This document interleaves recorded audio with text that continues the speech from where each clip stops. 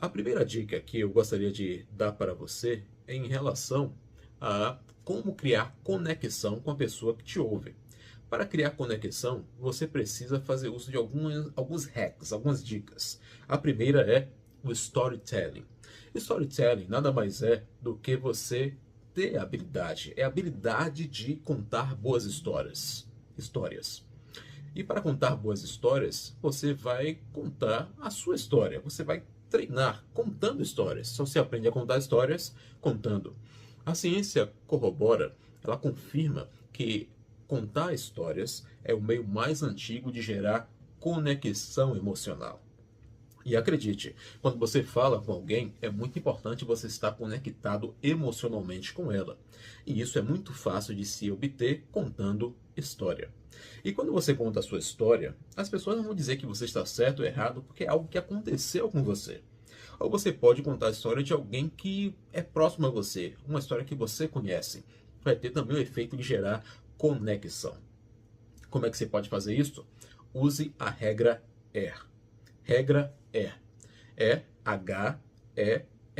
O H é o herói, que é você. Você é o mocinho da história. Ou você conhece o mocinho da história. O E é o enfrentamento, ou seja, o que a pessoa passou, o que você passou. E o R é a resolução, como ela resolveu aquela dada situação. Se você fizer isso, você vai ficar cada vez melhor e vai gerar mais conexão emocional com as pessoas. Uma vez aconteceu comigo uma coisa interessante. Olha só, eu sou orador público e eu tinha um discurso para poder fazer numa dada reunião num certo dia. Só que eu estava com a mente tão cheia, que eu terminei preparando a matéria errada. Era para eu fazer o primeiro discurso. Eu fiz o segundo e eu tinha preparado o segundo discurso. Quando a reunião começou, o presidente da sessão subiu no palco e falou assim: Jorge Souza vai falar sobre o tema tal, tal, neste primeiro discurso. Neste momento eu olhei para ele. Ele olhou para mim como quem diz: é você mesmo. Eu tinha duas opções. Ou eu falava que não ia fazer o discurso ali, na frente de todo mundo, porque tinha preparado o discurso errado.